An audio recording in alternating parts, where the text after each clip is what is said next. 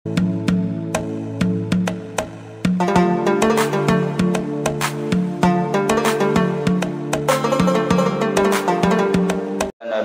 wala rasula ba'dah. Allahumma salli ala habibina wa syafi'ina wa qurrati ayunina sayyidina wa maulana Muhammadin wa ala alihi wa ashabihi wa man tabi'ahum bi ihsanin ila yaumiddin. Subhanaka la ilma lana illa ma 'allamtana innaka antal alimul hakim. La haula wala quwwata illa billahil aliyyil azim. Allahumma aghnina bil ilmi wa zayyinna bil hilmi wa akrimna bit taqwa wa jamilna bil afiyah.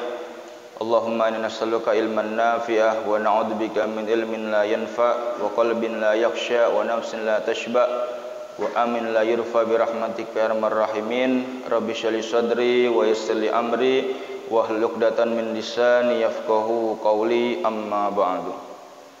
Al-mukarramun, masyaallah hadirin jamaah subuh yang dimuliakan Allah Subhanahu wa taala, khususon Ustaz Jandan sebagai ketua DKM, juga para asatidah yang lainnya yang mohon maaf tidak bisa disebutkan satu persatu, juga para hujaj, para orang tua, para tokoh masyarakat, semuanya yang hadir pada kesempatan yang mulia ini.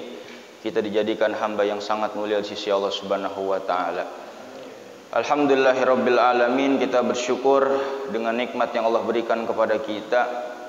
Tentunya juga dengan mengucapkan alhamdulillahilladzi ahyana ba'da ma amatana wa ilaihin nusyur, sebagai rasa syukur kita atas nikmat panjang umur.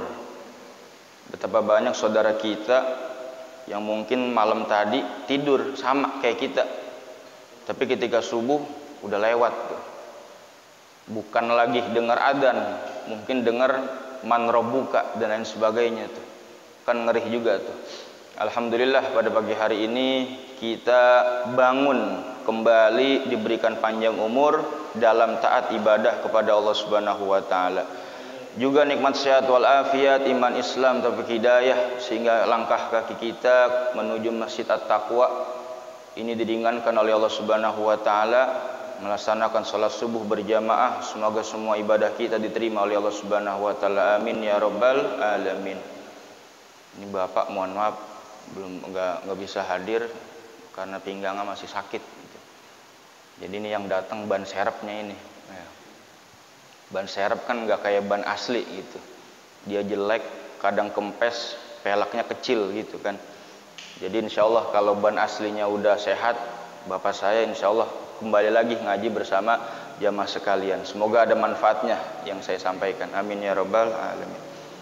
Alhamdulillah juga kita bersyukur masih berada di bulan Rajab, salah satu bulan yang dimuliakan oleh Allah Subhanahu wa taala, Asyhurul Hurum, di mana kalau kita beribadah di bulan Rajab, segala macam amal soleh kita, baik berupa ibadah atau kebaikan, sawabuha a'dham, pahalanya juga lebih besar. Lalu sebaliknya, kalau di bulan haram ini, di bulan Rajab ini, misal nauzubillah kita melakukan maksiat, kita berdosa, zambuha a'dham, dosanya juga dilipat gandakan oleh Allah Subhanahu wa taala. Makanya pada bulan Rajab ini, kata Syekh Abdul Qadir Al-Jailani dalam kitabnya, sebagai bulan kita meninggalkan semua kejelekan, sebagai bulan kita mengawal kebaikan. Ini yang dimaksud dengan bulan Rajab, bulan yang dimuliakan Allah Subhanahu wa taala. Makanya alhamdulillah ini subuh di Masjid At-Taqwa ini bisa dibilang sangat syiar. Jemaahnya rame. Tadi luar biasa tuh, berapa saf itu ya. Mungkin di masjid lain nggak kayak begini, tapi kalau di Masjid At-Taqwa luar biasa. Ini menunjukkan apa? Kita termasuk hamba Allah yang diberikan hatinya akan hidayah. Karena kata Imam Busiri, beliau pernah mengatakan, wa idza hallatil hidayatu qalban nasyitat lil ibadatil a'do. Kalau hati kita sudah diberikan nikmat hidayah, apa keuntungannya? Nasyitat, akan semangat lil ibadatil a'dha, anggota badan kita untuk beribadah. Makanya orang yang salat subuh nih bukan sembarangan orang. Orang yang subuh ke masjid berjamaah, mereka adalah orang-orang yang hatinya telah mendapatkan hidayah, petunjuk dari Allah Subhanahu wa taala.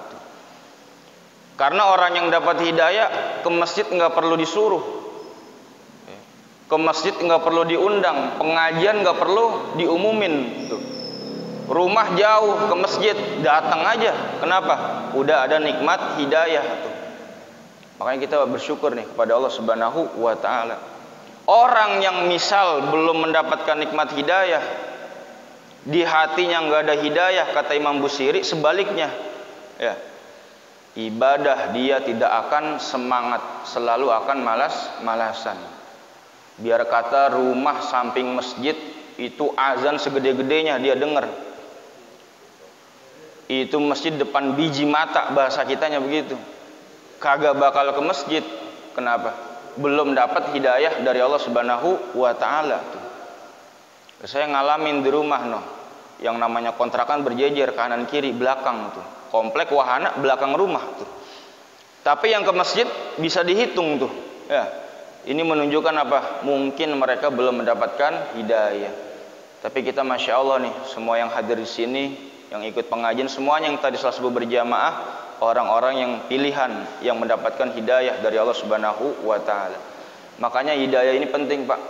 Tadi doa kunut, Allahumma hdina fiman hadait. Ya Allah, berikanlah hidayah seperti orang-orang yang Engkau berikan hidayah. Allahumma inna nas'alukal huda. Ya Allah, kami minta petunjuk, hidayah. Tuh, ini penting nih, kita selalu doa kepada Allah Subhanahu wa taala.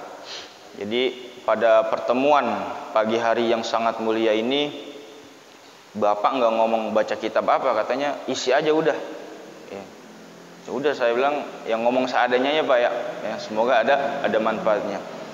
Bapak-bapak yang dimuliakan Allah Subhanahu wa taala, salat subuh yang kita kerjakan setiap hari sebagai kewajiban kita memiliki keutamaan yang berbeda dengan salat yang lain. Jadi banyak faktor yang menyebabkan salat subuh ini berbeda dengan salat yang lain. Bahasa Al-Qur'annya aja udah beda. Allah berfirman, aqimis sholata lidulukis syamsi ila ghasaqil laili wa qur'anal fajri. Inna qur'anal fajri kana masyhuda. Dirikanlah salat mulai dari tergelincirnya matahari sampai gelapnya malam. Wa qur'anal fajri, dan dirikanlah salat Quran fajar. Quran di sini artinya salat. Jadi subuh ini bukan lagi wasubhal fajri atau wasolatal fajri, tapi yang digunakan bahasanya apa? Al-Quran. Dalam Al-Quran, wa Qur'anal fajri, dan salat fajar, pakai bahasanya apa? Al-Quran. Ini yang pertama. Inna Qur'anal fajri kana masyhuda. Sesungguhnya salat fajar, Quran fajar, kana masyhuda, itu disaksikan oleh para malaikat. Dan malaikatnya pun bukan malaikat siang, tapi malaikat malam dan juga malaikat siang. Ini yang pertama. Nah, salat subuh ini jangankan kita ngomongin salatnya dulu lah. Sebelumnya aja dah, sebelum salat. Misal kemarin malam kita salat isya berjamaah, itu pahalanya luar biasa tuh. Kata Nabi, man shallal isya fi jamaah faka'annama qama nisfal lail. Barang siapa yang salat isya berjamaah, seakan-akan dia mendirikan setengah malam. Wa man shalla subha fi jamaah, siapa orang yang salat subuh berjamaah, faka'annama qama lailu kullahu, seakan-akan dia mendirikan malam semuanya. Jadi keutamaan kalau kemarin malam kita isya berjamaah, sekarang di sini juga kita subuh berjamaah, maka seakan-akan kita telah mendirikan tadi malam tuh secara ibadah. Sekalipun tadi malam kita apa? Tidur di ranjang pules. Sekalipun tadi malam kita nggak tahajud, dihitung tidurnya kita sebagai apa? Ibadah tuh. Kalau isyaknya berjamaah, subuhnya berjamaah tuh. Tadi sebelum ke masjid, ya, tadi azan jam berapa tuh? Sekarang azan emang agak siangan tuh. Jam 4:45 tuh, jam 4:41. Suasana gelap, mata sepet ngantuk, kadang masih ngantuk berat banget tuh. Kena air wudhu aja kita males kadang tuh. Kita rela-relain tuh datang ke masjid at-taqwa untuk subuh berjamaah. Kata Nabi, basyiril masyain fi zulam yaumal qiyamah binuritam. Kata Nabi, berikanlah kabar gembira bagi orang yang sering jalan ketika zulam, waktu gelap, nanti di hari kiamat binuritam, dengan cahaya yang sempurna. Ini kita belum ngomongin setelah subuhnya, kita ngomongin apa? Berangkat ke masjidnya. Di dunia biarin Pak, kita subuh berangkat gelap-gelap, kadang hujan gede banget tuh, kayak minggu kemarin tuh. Kadang geledek segala macem, kadang mata sepet banget tuh. Kadang apa? Kadang portal masih belum dibuka tuh. Hansipnya tidur tuh. Tapi kita ke masjid, kita rela-relain tuh, bisa ke masjid tuh. Ini kata Nabi, orang yang sering jalan gelap-gelapan ke masjid buat sholat, nanti di hari kiamat itu apa? Dikasih nuritam, cahaya yang sempurna oleh Allah Subhanahu wa Ta'ala. Makanya nanti di hari kiamat ketika dibangkitkan, beda tuh orang yang sering sholat isya dan subuh berjamaah ke masjid dengan yang kagak. Orang yang sering sholat malam hari kayak isya dan subuh, dibangkitkan nanti penuh dengan cahaya yang sempurna. Bab kita nanti dibangkitkan di hari kiamat sesuai amalannya masing-masing. Mungkin kita dengar riwayat hadis, ada orang yang dibangkitkan dengan kepala kuda, ada orang yang dibangkitkan, mohon maaf, kepala babi dan lain sebagainya. Kenapa? Karena ketika dibangkitkan, kita akan dibangkitkan sesuai amal ibadahnya masing-masing. Nah, orang yang subuh berjamaah, dia akan mendapatkan cahaya yang sempurna. Apalagi kita wudu tadi tuh. Orang yang wudu kata Nabi, tud'auna yaumal qiyamah guran muhajjalin min asal wudu. Umatku nanti dipanggil, bisa diketahui, kata Nabi Muhammad SAW, dari apa? Guran muhajjalin, cahaya tubuh, min asal wudu, dari bekas berwudu. Makanya kata Nabi, faman yastati ayyutila gurratahu falyaf'al. Siapa orang yang bisa memanjangkan basuhan wudu, maka kerjakanlah. Ini yang dimaksud dengan apa? Gurrah wa tahjil. Kan kalau basuh tangan, bahasa Al-Quran, bahasa fikihnya apa Pak? Mulai dari telapak tangan sampai apa? Sikut. Ini kan apa? Fardunya. Itu kita lebihin Pak, sampai mana? Sampai lengan. Kalau kita lebihin apa? Kita akan mendapatkan cahaya. Nanti di hari kiamat kita dipanggil tuh dengan cahaya tersebut. Basuh kaki kita tahu batasnya sampai mana? Dua mata kaki ini tulang. Kita basuh sampai betis tuh. Yang disebut dengan apa? Guron muhajjalin, melebihkan basuhan. Nah, melebihkan basuhan ini itu akan mengakibatkan cahaya nanti di hari kiamat. Makanya kita kalau wudu, lebihkanlah basuhannya, seperti ngusap kepala atau rambut ya, ataupun membasuh wajah, itu kita lebihin dari batas yang ditentukan oleh agama atau bahasa fikih. Nah, ini yang pertama. Jadi langkahnya kita ke masjid gelap-gelapan aja udah ada pahalanya tuh. Yaitu apa? Cahaya yang sempurna nanti di hari kiamat. Yang kedua, ada yang naik motor tadi, ada yang berjalan kaki, segala macam kendaraan tuh. Langkahnya kita dari keluar rumah sampai ke masjid, likulli khatwah hasanah. Setiap langkah satu kebaikan. Setiap langkah satu dosa kita dihapus oleh Allah Subhanahu wa Ta'ala. Setiap satu langkah derajat kita ditinggikan tuh.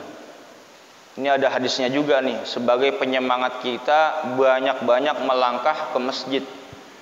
Kata Nabi dalam suatu majelis dengan para sahabat, ala adullukum, pengen gak saya kasih tunjuk amalan yang yamhullahu bil khotoya, amalan yang bisa menghapus dosa, wa yarfa' bihi darajat, dan bisa mengangkat derajat. Ada 3 Pak. Yang pertama, isbagul wudu, menyempurnakan wudu alal makarih ketika kondisi cuaca yang kurang baik atau kondisi cuaca yang kita nggak suka. Misal musim dingin terkena air gimana tuh? Bisa menggigil kita tuh.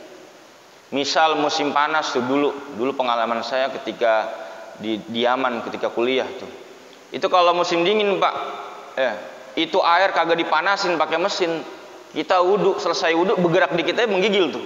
Saking apanya? Saking dinginnya tuh. Atau musim panas tuh, siang hari, tengah hari bolong, panas banget tuh. Di Arab kalau panas bisa 50 derajat tuh. Itu air kalau nggak ada pendinginnya, Pak, itu hangat kita wudu. Kalau air nggak didiemin di mana? Di toren atau di ember. Itu nggak enak kita wudu tuh, kepanasan tuh. Atau ketika di ruangan ber-AC, kita kena air malas. Atau tengah malam tuh kita bangun kena air kan kita males tuh. Di saat itu kita berwudu sempurna niatnya, yang fardunya, syaratnya, sunnahnya, itu dosa kita diampuni, derajat kita ditinggikan oleh Allah Subhanahu wa taala. Makanya ini urusan dosa, Pak, Allah memudahkan sebab-sebab ampunan. Salah satunya dengan apa? Dengan kita berwudu tadi tuh. Hatta kharajat khotoyahu tahta azfarih, bahasanya Nabi. Sampai kalau kita berwudu tuh dosa kita rontok keluar dari mana? Bawah kuku kita tuh. Jadi kalau wudu itu bukan hanya sekedar apa? Bersih anggota badan, tapi dosa kita juga bersih tuh. Makanya disunahkan dalam bab fikih itu dawamul wudu. Kita selalu dalam keadaan berwudu tuh. Batal wudu, wudu lagi, batal wudu, wudu lagi. Berhadas besar mandi, habis mandi kita wudu. Hadas kecil, misalnya mohon maaf buang air kecil, kita apa? Kita berwudu lagi. Itu sunnah, Pak. Itu kita akan selalu mendapatkan keutamaan berwudu setiap kita mempunyai wudu tuh. Yang kedua, kasratul khuta ilal masajid. Nah, ini yang kedua yang kita bahas. Banyak-banyak kita melangkah ke masjid tuh. Makanya yang rumahnya jauh nih dari At-Taqwa bersyukur, bersyukur, Pak. Kenapa? Semakin banyak langkah kita, apa? Semakin banyak juga dosa kita diampuni, derajat kita ditinggikan oleh Allah Subhanahu wa taala tuh. Jangan sampai ya, Pak, kalau orang sekarang nih, apalagi minggu ya, sepedahan, lari tuh. Itu berkilo-kilo, Pak, tuh. Karena kan musimnya apa? Orang naik sepeda ya. Itu kalau minggu saya ke Jonggol tuh, misalnya jam 7, jam 8. Itu dari Bekasi orang naik sepeda sampai ke Jonggol, Pak. Tuh, bayangin tuh. Itu ya bagus, olahraga, sehat. Tapi jangan sampai masjid yang dekat nggak kuat, begitu bahasanya. Sepeda jauh berkilo-kilo kuat, lari jauh berkilo-kilo kuat, tapi ke masjid melangkah nggak kuat, jangan. Namanya apa? Ya nggak pantas namanya. Masa olahraga bisa, ke masjid kagak bisa tuh. Pokoknya yang rumahnya jauh bersyukur tuh. Saya naik motor gimana tuh? Dihitung tuh putaran rodanya tuh. Ya Allah Maha Adil dalam memberikan apa? Pahala atau tetesan bensinnya tuh. Kalau nggak bisa melangkah. Makanya dalam sunnah salat Idul Fitri atau Idul Adha, Pak, kita kalau pergi ke At-Taqwa pulang sama perginya jalannya beda. Tuh, itu sunnah dalam salat Idul Fitri atau Idul Adha tuh. Pokoknya puterin aja udah tuh, ya. Perginya lewat sini, pulangnya jangan lewat situ lagi, yang jauh aja tuh. Nah, itu apa? Semakin banyak pahala kita tuh. Nah, ini bahasa fikihnya, kalau kita ngamalin apa? Kita dapat pahala tuh. Nah, yang ketiga, intidarus shalah ba'da shalah. Nungguin salat setelah salat tuh. Tadi saya datang jam 4:30 tuh. Ada yang salawatan tadi, itu luar biasa. Salawatan dalam rangka apa? Menunggu salat.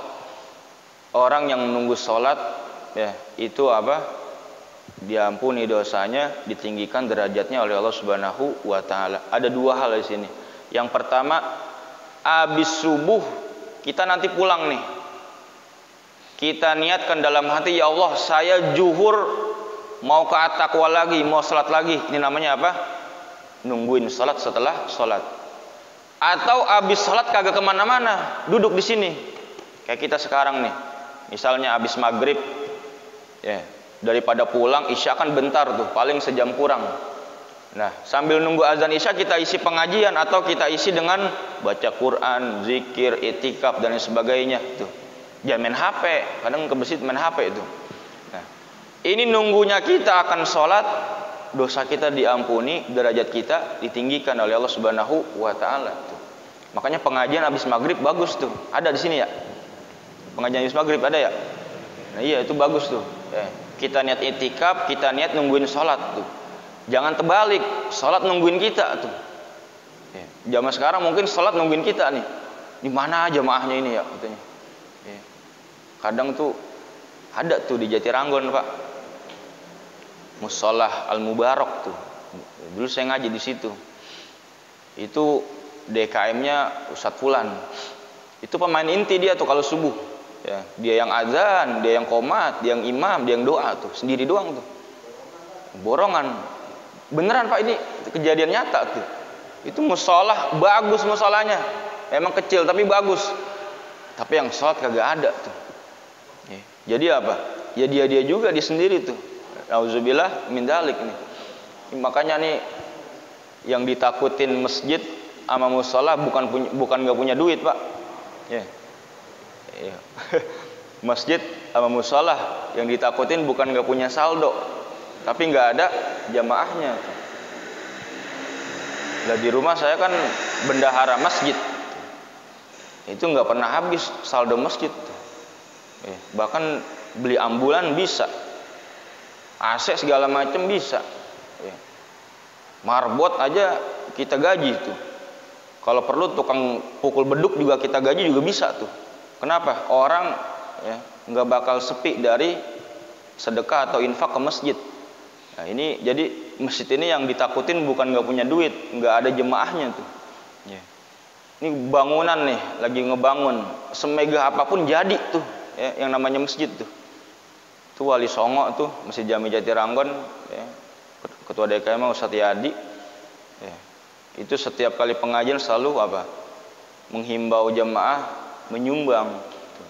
Kadang ada satu titik khawatir nih dana pembangunan nggak cukup, hutang di material udah puluhan juta, tetap aja sekarang terus ngebangun, makin apa? Makin jadi, bahkan lunas tuh. Itu masih sarip di rumah saya Pak, dalam gang begitu tuh di kampung 2 lantai jadi. Bangun masjid murah apa mahal? Mahal Pak, jadi juga tuh. Nggak bakal takut masjid nggak punya duit. Yang takut tuh apa? Kagak ada jemaahnya, itu doang tuh. Makanya nih alhamdulillah nih kita orang-orang yang apa? Memakmurkan masjid nih. Makanya masjid nih kita jaga ya. Jangan sampai kita tinggalkan tuh. Sebab orang sekarang nih udah mulai kurang ajar sama masjid Pak. Mohon maaf ya. Kadang ke masjid itu bukan buat sholat, buat buang air. Mau kemana mau buang air? Nyarinya apa? Masjid. Naik mobil keluar kota, ada yang kebelet mau buang mau berak misalnya gitu. Yang dicari apa? Kalau nggak pom bensin, masjid. Jadi ke masjid aja niatnya salah tuh. Niatnya apa? Buang air tuh. Saya pengalaman banget nih. Ini unek-unek ya, unek-unek kita DKI masjid gitu. Seng naik motor orang parkir, kirain mau ngapain? Mau buang air doang tuh. Habis buang air pergi lagi. Jadi malaikat nyatet dia ke masjid tuh ngapain? Buang air doang tuh. Disiram lagi, nah itu betul Pak. Kadang masih nyisa tuh. Itu marbotnya kesian Pak, nyikatin gitu bahasanya gitu. Udah kadang buang rokok tuh dalam kamar mandi tuh. Kita udah mulai nggak ada hormatnya tuh, bukan kita loh, orang lain. Udah mulai nggak ada hormatnya sama masjid. Padahal ini Baitullah, rumahnya Allah Subhanahu wa taala. Orang yang berziarah ke masjid dalam hadis Nabi, kana haqqan lillah ayyukrimahu. Benar-benar bagi Allah akan memuliakan orang yang sering menziarah ke masjid. Artinya apa? Sering berkunjung ke masjid. Tapi dalam rangka apa? Ya boleh kita ke masjid misal buang air, tapi habis itu wudu ya. Habis wudu ngapa? Salatlah tahiyatul masjid tuh ya. 2 rakaat. Habis itu masukin tuh infak nih. Di luar aja ngencing bayar. Masa ke masjid apa? Nggak bayar tuh. Jangan tuh. Makanya masjid bagusnya tuh WC-nya di luar tuh. Kayak zaman dulu tuh. Jadi ini masjid, WC-nya apa? Jauh. Jadi biar masjid ini nggak terkotori dengan WC tuh.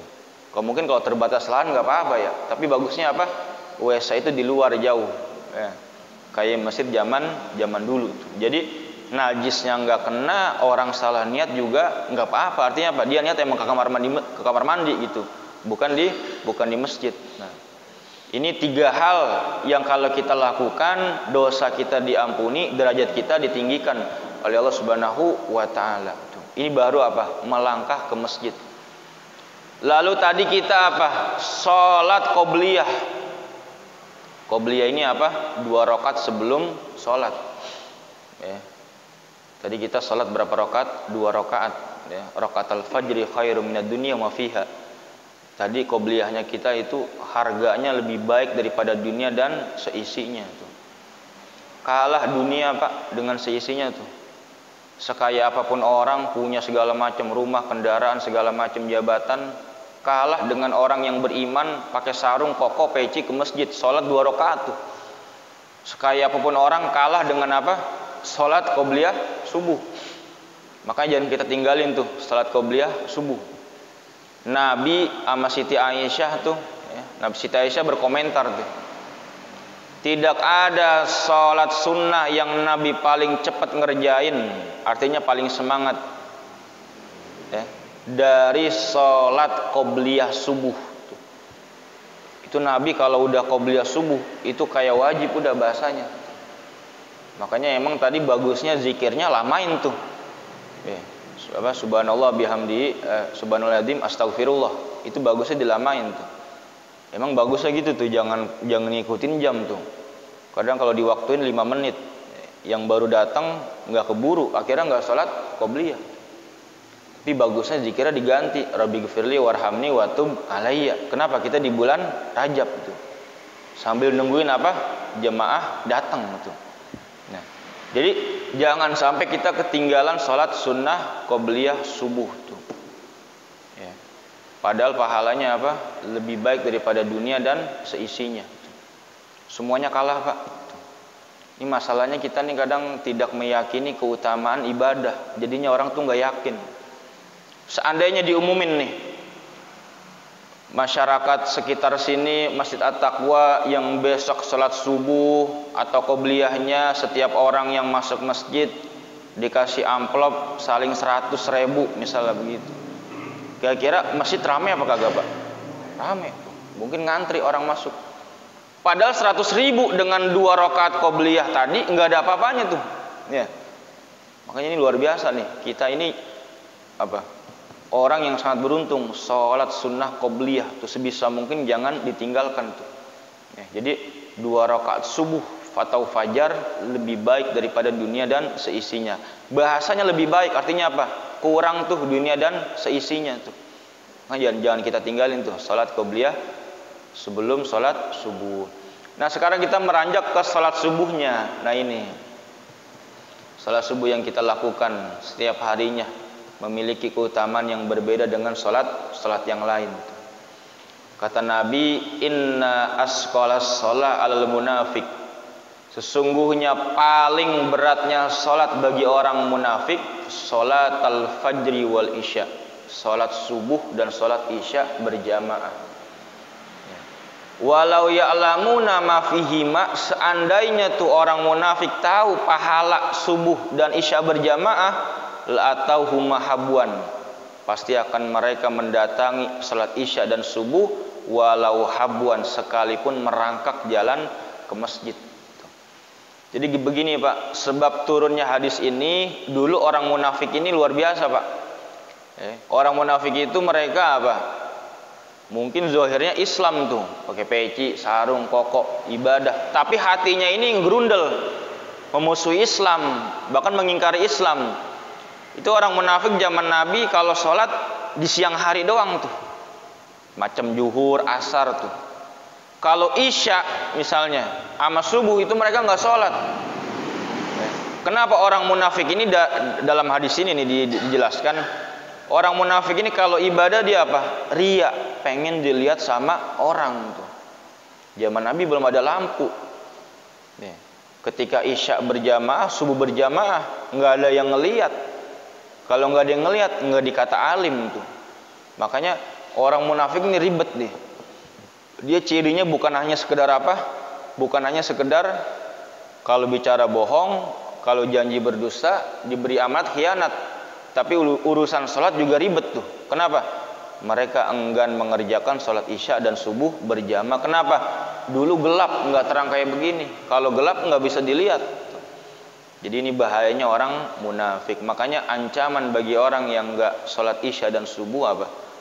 Ya bisa dikatakan orang munafik tuh. Ya, nauzubillah min dzalik tuh. Makanya kita nih minta kepada Allah Subhanahu wa taala terhindar dari sifat munafik. Ya dengan ini nih, sholat subuh berjamaah tuh. Lalu setelah sholat subuh berjamaah, sekarang kita sambil menunggu isyraq nih, nanti apa? Terbitnya matahari, ngapain? Kita isi dengan pengajian tuh.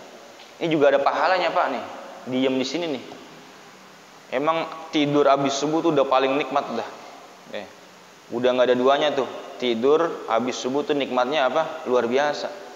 Apalagi musim hujan, musim dingin tuh. Itu yang namanya tidur habis subuh udah kayak surga dah tuh.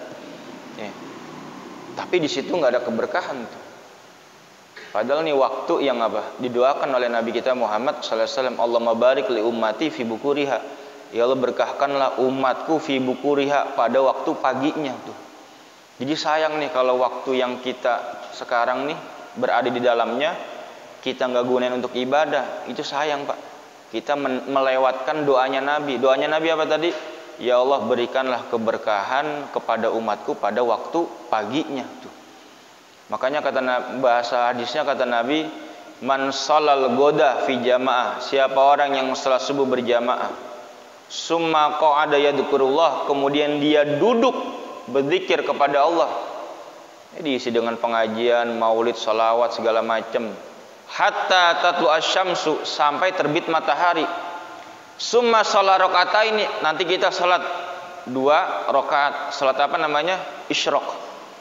Ya. Kana lahu, bagi dia itu pahalanya apa? Kahajatin wa umrah, seperti pahala haji dan umrah. Tamah, sempurna pahalanya tuh. Jadi banyak amalan yang kalau kita kerjakan menyamakan pahala ibadah haji dan umroh. Sekalipun kita belum haji, belum umroh, tapi dapat pahalanya apa? Sempurna. Makanya nih yang belum bisa haji jangan berkecil hati. Yang belum bisa umroh, ya nggak punya tabungan segala macam, jangan berkecil hati juga. Ada amalan yang kalau kita lakukan pahalanya sama. Bahkan bahasanya apa? Tamah, sempurna tuh. Orang yang pergi haji langsung atau umroh langsung belum tentu dia dapat pahala sempurna, Pak. Mohon maaf. Mungkin dia pergi haji, mungkin pengen disebut Pak Haji gitu kan niatnya nggak ikhlas. Atau dia pergi haji, ada kesombongan di situ. Sampai Mekah foto disebarkan di media sosial. Dengan niat sombong. Saya nih udah pergi haji segala macam, pahalanya apa? Berkurang. Atau dia pergi haji misalnya dengan uang yang haram. Nah, ini lebih bahaya lagi nih. Ini masuk neraka lewat Mekah namanya nih. Jangankan diterima, ya. Dianggapnya kagak tuh ibadah apa? Ibadah hajinya tuh. Makanya nih habis subuh kita duduk, ya, kita isi dengan ibadah, enggak tidur. Kita isi dengan itikaf, zikir, salawat, pengajian sampai terbit matahari, lalu kita lanjutkan dengan salat 2 rakaat. Pahalanya seperti apa? Pahala haji dan umroh. Makanya ini subuh ini kita hidupkanlah. Memang berat, luar biasa apa, Pak? Berat ya. Subuh itu sesuatu yang berat. Kenapa? Waktunya emang waktunya orang enak tidur gitu. Ya, tapi kalau orang yang diberikan hidayah nih kayak kita, insya Allah enteng aja, udah ringan ya. Jangankan jangankan ustadz aja juga berat ya. Bagi ustadz juga berat. Kita kalau ngisi di subuh gabungan tuh, Pak, diteleponin dari jam 2 malam tuh, Ustadz jangan lupa nanti ngisi di subuh gabungan tuh ya. Itu dari jam 2, Pak, kita udah diteleponin tuh sama Haji Roji tuh ya. Suruh ngapain? Suruh ngisi tuh. Sebab banyak ustadz yang disuruh ngisi subuh gabungan, kagak datang ustadznya. Kenapa? Katanya ketiduran segala macem tuh. Jadi berat emang, subuh ini berat tuh. Apalagi malamnya habis maulid tuh, malam minggu. Pulangnya jam 1 sampai rumah. Waduh, mata sepet banget tuh. Berat banget emang udah tuh. Nah, makanya alhamdulillah nih, ya, kita semuanya nih ya, mendapatkan orang-orang pilihan dari Allah Subhanahu wa taala. Jadi bulan lalu Pak ada kejadian yang lucu Pak. Jadi saya teringat nih kalau menyebut Masjid At-Taqwa ada kejadian salah paham gitu. Karena sama nama masjidnya At-Taqwa gitu. Sama-sama At-Taqwa, sama-sama bapak saya ngajar di At-Taqwa. At-Taqwa Transat tahu kan ya? Sebelum Mabes ya. Tahu kan? Iya. Jadi minggu kelima itu jadwal bapak di situ. Nah, DKM-nya bilang ke saya, jangan lupa nanti ngisi ya tuh di Masjid At-Taqwa, At-Taqwa Transat ya. Ini kan At-Taqwa Ganceng nih. Sore hari Sabtu saya nanya sama Bapak besok subuh ngisi di mana? Di At-Taqwa. Itu saya langsung pahami yang dimaksud At-Taqwa ini At-Taqwa Transat. Yang sebelumnya itu adalah tugas saya gitu. Tapi Bapak juga ngajar di situ. Habis itu Bapak ngomong, ya udah besok subuh Anas di rumah dah imamin sama ngisi pengajian, di rumah juga ada pengajian. Itu saya udah anteng aja udah nggak ada nanya-nanya lagi tuh. Ya. Besoknya jam 3 udah bangun. Bapak kan pergi biasanya pagi banget tuh. Ya saya nggak nanya tuh Bapak ke At-Taqwa mana nih. Pulang pengajian 6:30 DKM At-Taqwa nelfon saya. Pak Ustadz kemana tadi nggak ngisi itu? Lah bukannya tadi Bapak ngisi di At-Taqwa. Bapak pulang tuh bawa berkat ya. Bawa apa sih kalau dari sini tuh? Ya bawa apa sih, nasi uduk apa lontong gitu. Emang Bapak ngisi di At-Taqwa mana? At-Taqwa Ganceng. Saya kira At-Taqwa Transat tuh. Ya Allah, itu saya malu banget Pak. Kenapa? Salah paham. Karena nama masjidnya sama tuh, sama-sama apa? At-Taqwa tuh. Tapi kalau subuh ini sekarang saya yakin nih, nggak salah At-Taqwanya tuh. Ini luar biasa. Pokoknya sekarang namanya manusia nih, terutama ketua DKM ya. Yang namanya khutbah Jumat, ngisi pengajian, jangan bosan ngingetin tuh. Namanya manusia kadang lupa tuh. Pokoknya WA aja WA tuh. Besok bersedia gak ngisi pengajian atau khutbah Jumat tuh. Karena banyak kasus. Di rumah saya juga gitu. Kalau khutbah Jumat kudu diingetin. Kalau nggak diingetin kadang lupa, kadang nggak datang tuh. Namanya manusia, tempatnya salah dan lupa tuh. Nah jadi intinya salat subuh harus kita jaga, jangan kita tinggalkan. Insya Allah kalau subuhnya gampang, ya namanya zuhur, asar, maghrib lebih gampang lagi. Ya, udah biasa apa? Biasa susah. Kenapa? Subuhnya udah gampang bagi kita. Terutama di bulan Rajab nih. Bulan Rajab adalah bulan diturunkannya perintah sholat. Ya, karena oleh-olehnya Nabi dari mukjizat perjalanan Isra Mi'raj adalah perintah sholat. Sekarang tanggal berapa Rajab nih? Tanggal 16 ya. Setengah bulan lagi tuh kita. Banyak-banyak kita apa? Istighfar, puasa sunnah, doa Allahumma barik lana fi Rajaba wa Sya'bana wa balighna Ramadan tuh. Pokoknya Rajab Sya'ban ini kita jadikan bulan latihan kita tuh. Banyak puasa, banyak istighfar, banyak amal saleh. Nanti Ramadan ini apa?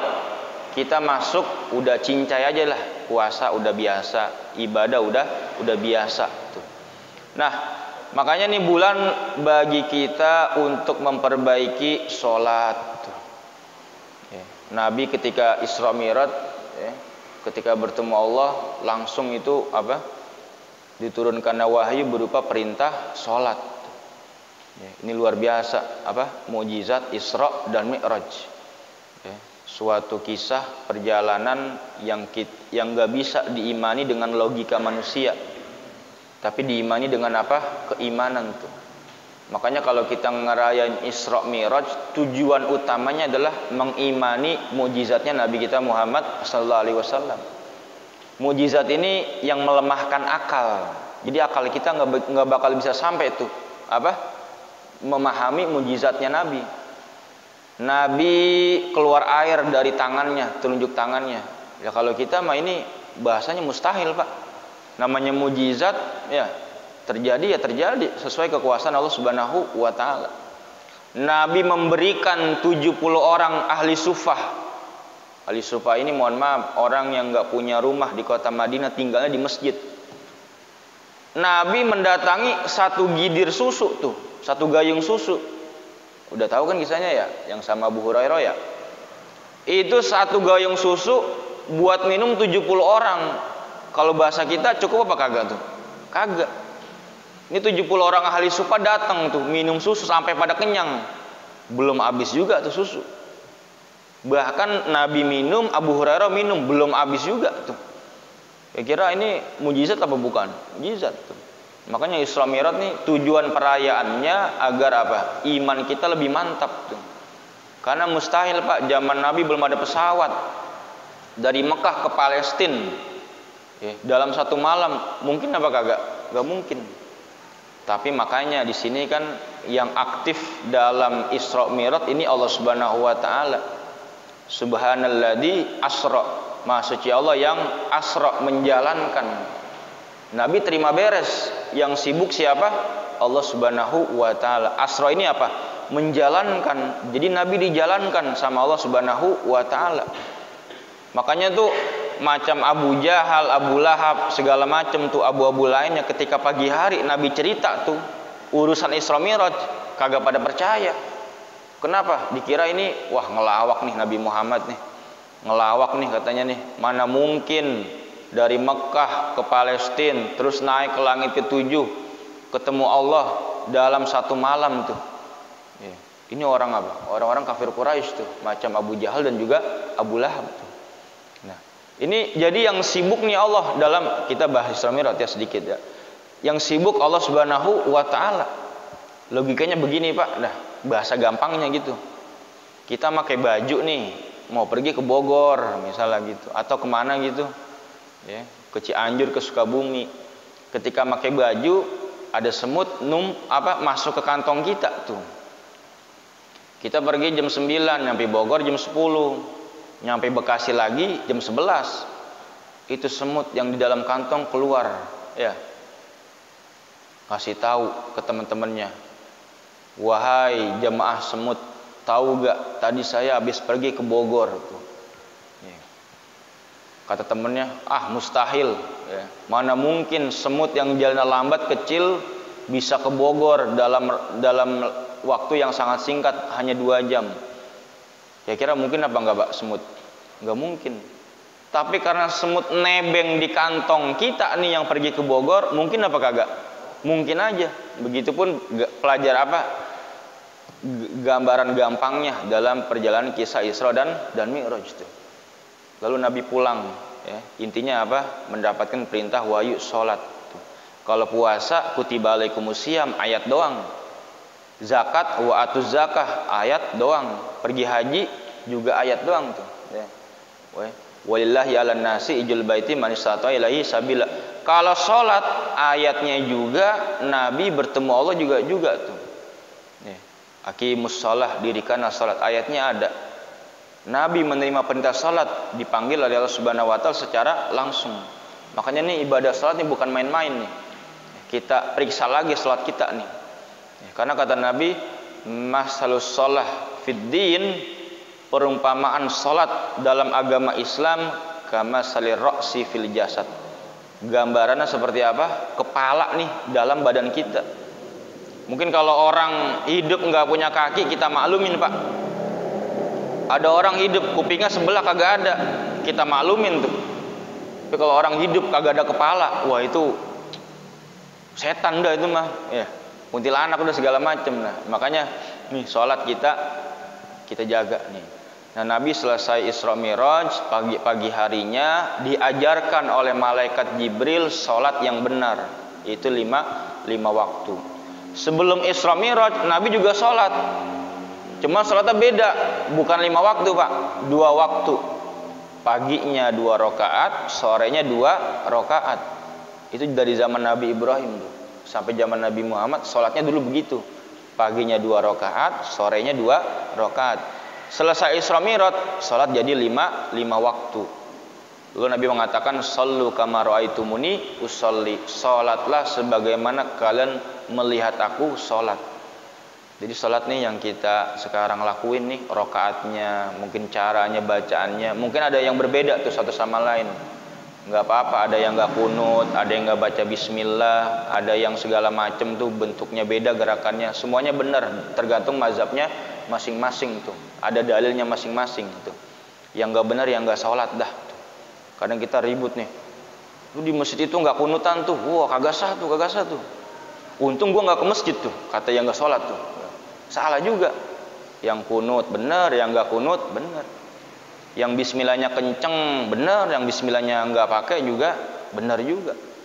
Yang wiridnya kenceng ya benar, yang wiridnya pelan juga benar. Yang nggak benar, yang ini nih, yang sok bener ini nih. Nauzubillah min dzalik tuh.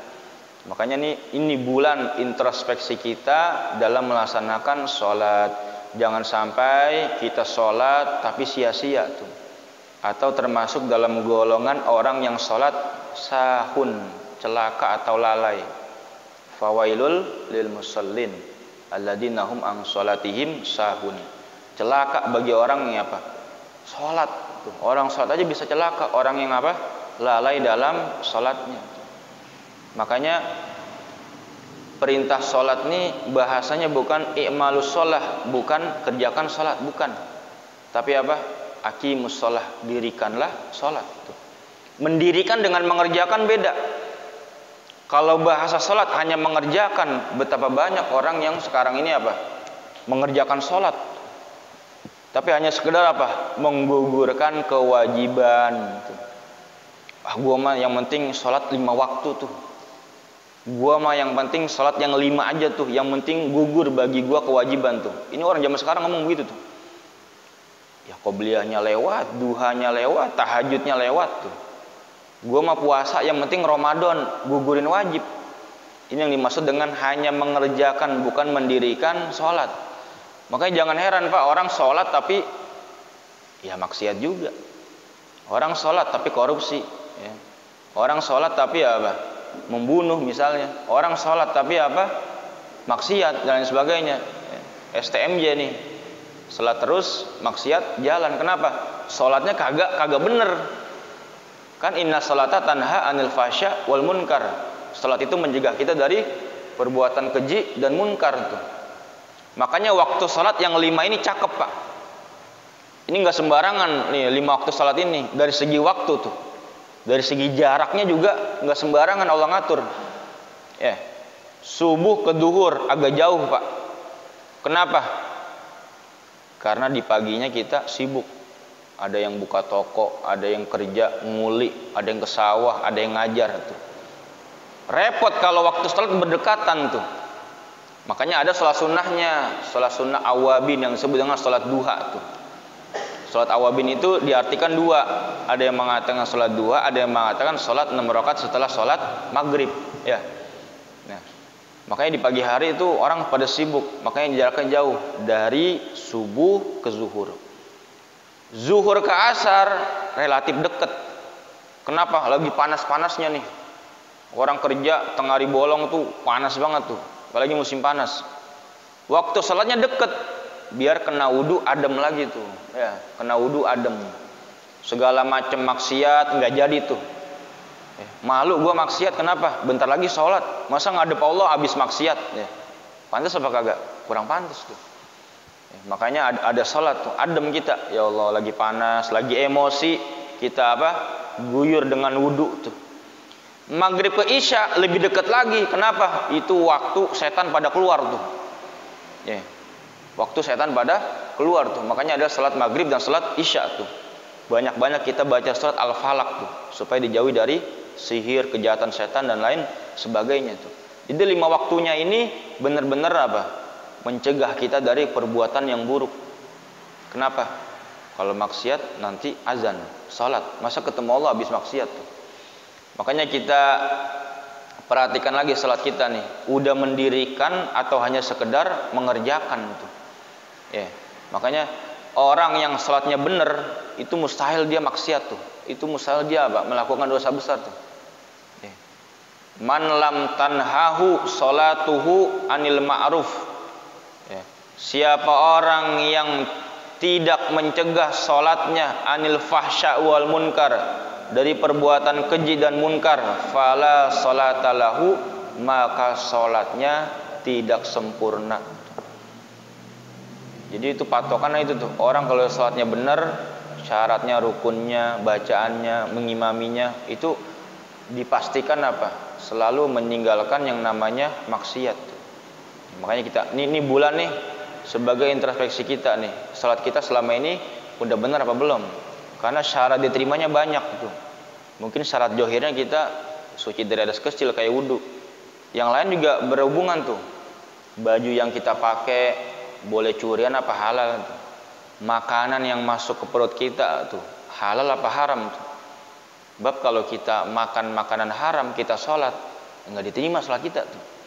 Tanah nih, masjid, misal tanah yang kita gunakan untuk sholat, tanah yang halal apa yang haram? Apa yang maksud dengan tanah haram? Tanah boleh mencuri, boleh ngegosok gitu, itu juga nggak boleh tuh. Kita sholat dengan baju koko misalnya haram, boleh nyuri, sholat kita nggak diterima. Kita sholat, makanan kita haram, sholat kita nggak diterima. Kita sholat di tempat yang haram, tanah boleh curian misalnya, kagak boleh juga tuh. Makanya dalam sholat nih banyak syarat sah atau syarat diterimanya yang harus kita perhatikan.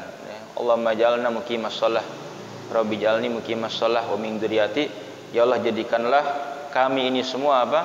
Orang-orang yang mendirikan sholat. Jadi kalau subuh Pak, jangan sendirian ke masjid, ajak tuh, punya anak laki ajak, istri bangunin, jangan didiemin tuh. Ya, di rumah ada orang gitu, ada keluarga tuh, ajak tuh. Atau ngumumin tuh besok di Ataqwa pagi ada pengajian tuh. Itu orang yang datang karena undangan kita dapat apa? Pahala tuh. Ya. Sayyidina Umar bin Khattab Pak nih sebagai penutup ya, udah jam 6 ya. Sayyidina Umar bin Khattab nih punya kisah yang luar biasa terhadap waktu subuh Pak. Sayyidina Umar bin Khattab khalifah yang keberapa? Yang kedua. Ya, khalifah yang kedua. Suatu ketika beliau sehabis perang masih penuh luka, terhunus pedang. Tapi sama sahabat lainnya dibangunin tuh. Kum ya Umar. Bangun ya Umar, ngapain? Di sholatis subuh, untuk sholat subuh. Bayangin orang lagi sakit, sakitnya bukan biasa tuh. Habis perang terhunus pedang. Dibangunin sama sahabat lainnya. Kum ya Umar, bangun sholat subuh. Apa jawaban Sayyidina Umar? Naam, iya, saya akan bangun. Wala haddu fil Islam liman taraka shalah. Enggak ada bagian dalam agama Islam bagi orang yang meninggalkan sholat. Bayangin tuh. Badan masih pada sakit, terkena terhunus pedang Pak, ketusuk. Tapi dibangunin subuh, mau tuh Sayyidina Umar tuh. Bahkan mengatakan orang yang enggak sholat enggak ada bagian dalam agama Islam. Di kita nih, mohon maaf nih, orang jangankan sakit, yang sehat aja kagak sholat tuh. Depan mata kita tuh. Mohon maaf nih, emang ada nih di kita yang udah nggak sholat dah. Ya, nauzubillah min dalik tuh. Itu Sayyidina Umar subuh nggak bakal ninggalin itu Sayyidina Umar tuh. Yang kedua kisahnya, Sayyidina Umar punya teman namanya Sulaiman. Sulaiman ini rumahnya dekat Masjid Nabawi tuh. Suatu hari Sayyidina Umar nanyain tuh, Sulaiman kemana ya? Kok tumben enggak sholat subuh? Nanya sama ibunya. Kata ibunya, Sulaiman semalam sepertiga malam dia sholat tahajud. Bangun malam sholat. Saking lamanya sholat malam ketiduran. Subuh berjamaahnya kelewat tuh. Terus Sayyidina Umar tuh mencak-mencak. Wallahi, kata Sayyidina Umar, sholat subuh berjamaah lebih utama dibanding tahajud satu malam tuh. Gitu. Kenapa? Ini Sulaiman meninggalkan yang wajib dengan perkara yang sunnah. Salat tahajud hukumnya apa? Sunnah. Sepanjang malam kita salat tahajud, subuh kebablasan, bangun jam 7 misalnya karena ngantuk. Itu kita bukan dapat pahala Pak, kita dapat dosa. Kenapa? Menggugurkan yang wajib dengan yang sunnah tuh. Ini pelajaran yang pertama. Yang kedua pelajaran apa? Ajak tuh teman kita, tanyain tuh. Kemana nggak ngaji, kemana nggak sholat, kemana gitu. Mohon maaf Pak, kalau agama lain tuh, ini saya dengar dari kampung sawah tuh ya. Kalau agama lain nih selain Islam tuh mereka ada orang yang bagiannya ngingetin orang yang nggak datang, mohon maaf, ke gereja tuh. Itu ada dananya Pak. Didatangin ke rumahnya tuh. Kenapa kemarin nggak ikut? Ya pengajian gitulah. Gitu. Kalau kita kadang cuek-cuek aja tuh. Ya. Kemana aja tuh dia tuh nggak sholat nggak ngaji? Mungkin gitu kan. Kalau agama lain tuh diikat tuh mereka tuh. Ada dananya, ada anggarannya tuh. Orang-orang yang nyariin orang yang nggak balik ke tempat ibadah mereka tuh. Jadi mereka ini luar biasa kuat tuh. Nah kalau kita, nah ini juga apa? Makanya nih ada live nih di Instagram ya, Facebook. Ya mungkin syiar juga nih ngajak apa? Orang untuk ngaji di Masjid At-Taqwa itu. Wallahu a'lam bishawab. Subhanakallahumma bihamdika asyhadu an la ilaha illa anta astaghfiruka wa atubu ilaik. Semoga ada manfaatnya dan kita bisa mengamalkannya. Setelah subuh berjamaah di Masjid At-Taqwa, semoga kita semuanya nih orang yang bertakwa. Ya insyaallah kita ya nanti mungkin ketemu lagi, dilanjutkan dengan bapak saya. Kita dalam keadaan panjang umur, sehat walafiat, iman Islam, taufik hidayah, amin ya rabbal alamin. Kita tutup dengan doa, semoga hajat kita dikabul, dosa kita diampuni, ibadah kita diterima oleh Allah Subhanahu wa taala. Astaghfirullahaladzim, balakal hamdu ya ma'abud. Bismillahirrahmanirrahim. Alhamdulillah rabbil alamin, hamdan syakirin, hamdan na'imin, hamdan yuwafi ni'amika fi mazidah.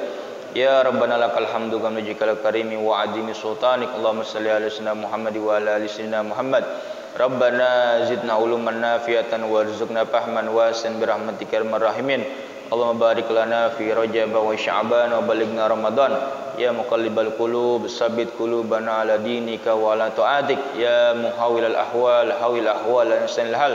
Allahumma ighfir lana dunubana wa li walidina kama rabbawna shighara wa li jami'il muslimin wal muslimat allahi minhum wal amwat.